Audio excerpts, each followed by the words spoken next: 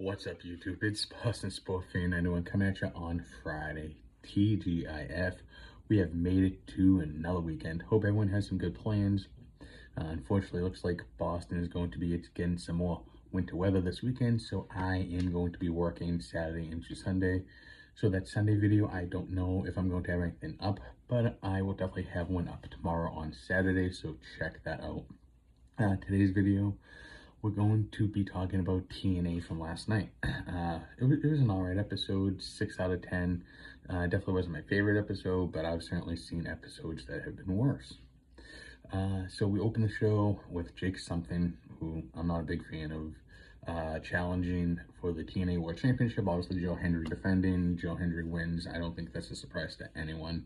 I don't get the big appeal of Joe Hendry. I guess it's more the chant that people love. I believe in Joe Hendry, and I guess that's what it is. I don't know.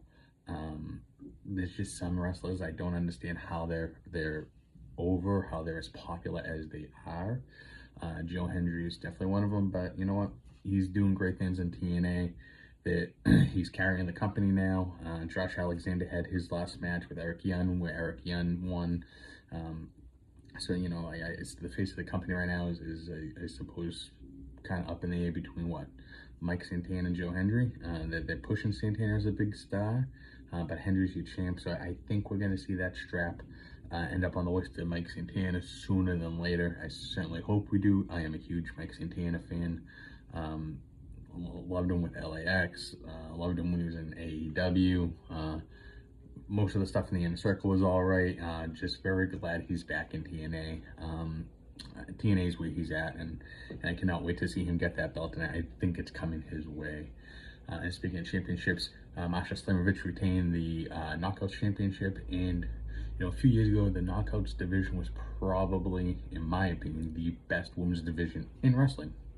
Really, they just had talent on top of talent. And it was so disappointing because, like, a lot of people at the time weren't giving TNA in the Knockouts division a ton of attention.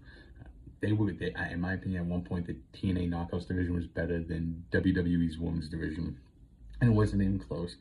I know people, and I'm talking back. This is going back to probably right around the time where Becky and Charlotte were like both at their height. I think even Ronda, and I would take TNA's Knockouts over that WWE's locker room anytime.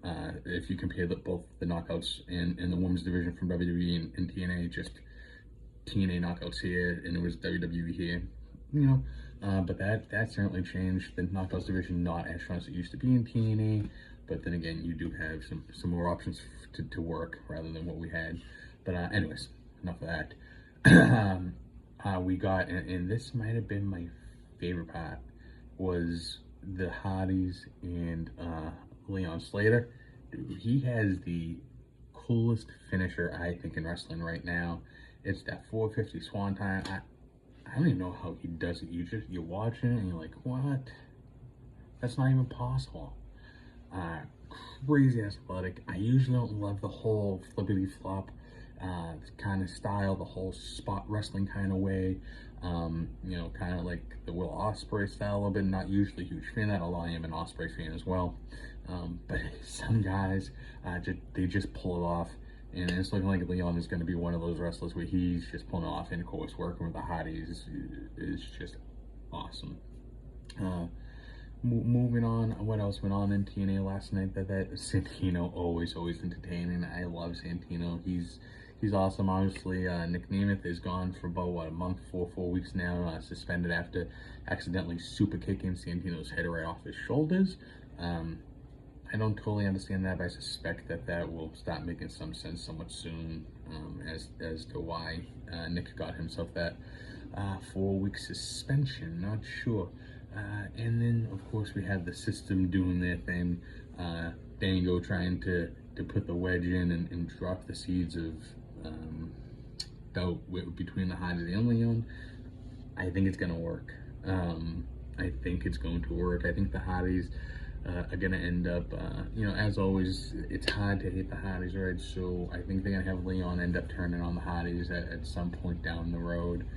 When that is, not sure, but I feel as if it might be coming. I think that's going to end up happening. And just the last thing about TNA, I know I went out of order. It's just I kind of talk about these as I remember it and what comes up to me. We obviously had last night the continuation of the Knockouts Tag Team Championships. There's one I'm very curious how it's going to go. Sometimes you feel like, all right, it's definitely going to be in new or in still. This one, I don't really know which way we're going to go with this. My gut tells me it's going to be in new. I think we're going in new Knockout Tag Team Champions, which I'm excited about. I think they're a fun tag team, and just speaking of fun tag teams, the Rascals and what's going on there with Wesley, all good stuff. Really entertaining, and obviously Ace Austin getting involved, and I'm a huge Ace Austin fan. Although I think it's at the point in his career where it's time for him to say goodbye to being an official member of Bullet Club. I don't think Bullet Club is just, I could do a whole other video on Bullet Club and what I think's gone wrong in that club recently. Like my favorite club of all time, right up there with DX anyways. Huge fan. At one point I think like a lot of wrestling fans just totally into Bullet Club, and it's obviously had quite the fall. But I think it's time where, because I'm such a huge Ace Austin fan, I think it's time he breaks off from Bullet Club and just does his own thing and just goes as by himself, or him and Chris Bay, and hopefully when Chris Bay comes back, break off as their own tag team if that's possible. But I think it's time Ace leaves Bullet Club and does his own thing, just singles, because I don't see why, Bullet Club's not elevating him anymore, so I guess it could kind of be done with it. But that's about it on the TNA front. Like I said, overall, not a bad episode. Entertaining, definitely entertaining. Like I said, 6 out of 10. But definitely looking forward to next week. I believe next week they're live at Full Sail University, so I expect a bigger show, probably a much more in-depth show and a little more to it, because it's not going to be recorded, it'll be live. So I'm definitely looking forward to talking with you guys next week about that. Gonna watch some WWE SmackDown this evening, so tomorrow's video we will be talking some WWE SmackDown, and I did hit the comic book shop today, got 2 weeks worth of comics. I'm gonna read a few of them, and I will drop that video as well, maybe tomorrow. Maybe I'll do 2 videos and drop one on Sunday when I'm not around. You know what, I just figured out, comic book reviews coming on Sunday, so I'll film those tomorrow and post them on Sunday. So lucky you guys, you'll be able to see me again on Sunday.